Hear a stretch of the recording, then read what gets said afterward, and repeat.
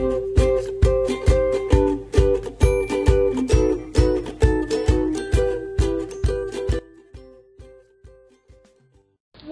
to the educational program you love. We are now in the third episode, and it talks about implementing the curriculum.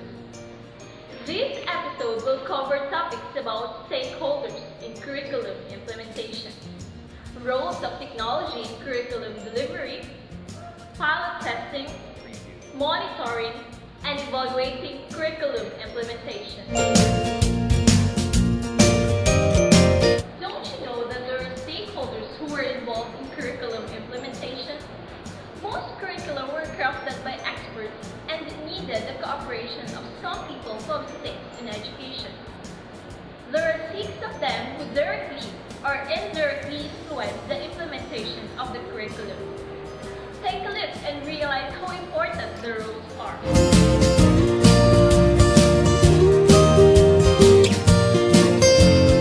Learners are placed at the center.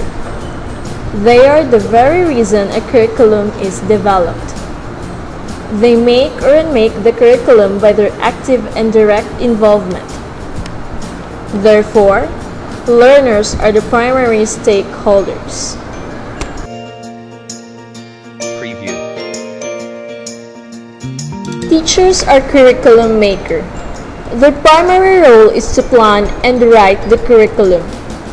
They prepare students' activities, create experiences where the students can learn, and design, enrich, and modifies the curriculum to suit the learner's characteristics.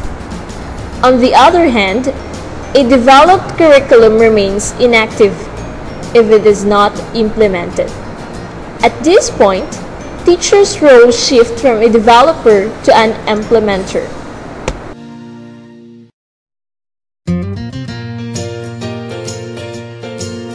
In a school organization, there are always a curriculum managers or school administrators.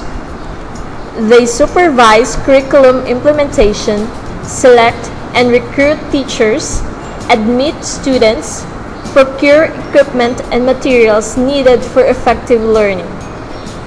They also plan for the improvement of school facilities and physical plans.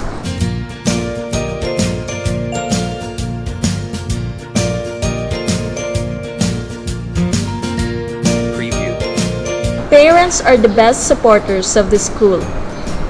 Parents would be willing to pay the cost of educating their child for as long as their children get the best learning or schooling experiences. This has an implication to what kind of curriculum is being offered in the school. The success of the curricula would somehow depend on their support. Most often, teachers complain that resources are very scarce. The community members and materials in the existing local community can be very well substitute for what are needed to implement the curriculum.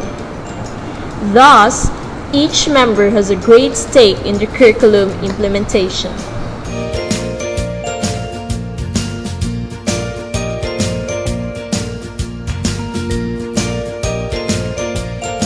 Professional organizations have shown great influence in school curriculum. Often, they have a better view of the industry where the graduates of the curriculum go. On the other hand, the government has a great stake in curriculum implementation. The government is represented by the Department of Education, or DepEd, and Commission on Higher Education, or CHED. These 2 government agencies have mandatory and regulatory powers over the implementation of any curriculum.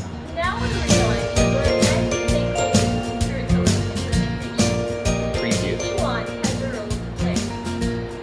Each one is on watch on how the curriculum is implemented.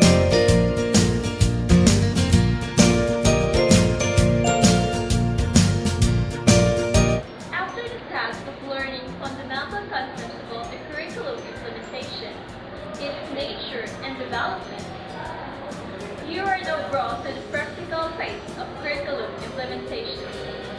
To The role of technology in curriculum implementation shall now. In the current age we live in, technology has become an important component, especially in education. Let us hear the voices of the students and know how technology helps them in their education. Technology, for me, practically speaking, as a student, technology is important because it doubles our work and time for our daily purposes in school. And as a whole, it is a student's guide. Technology, technology for me is very important for the learners because technology can engage students to participate in the class discussion through the use of some media or instructional materials such as computers or Technology? Well, it is very useful in different institutions here in our society, especially in education. As I can observe, learning is more authentic, and it will become an authentic learning. in teaching, the main goal of the teacher is to make someone to learn at the end of the day. So, to achieve that primary goal, the teacher must have to do everything to ensure the learning of the student. However, having a plain lesson or discussion is found out to be not that effective because the students might not be able to retain all the important information. So here comes another strategy, which is by using different instructional aids or integrating technology in teaching learning process. This strategy is very effective since it helps the teacher to bring first-hand learning experiences to the students. And aside from that, we also know that we are now on the trend of education, which gives more emphasis on the development of the 21st century skills of the student. So, you could help them develop those 21st century skills by educating them with the use of those instructional technologies. With the help of technology, surely the delivery of curriculum will be easier.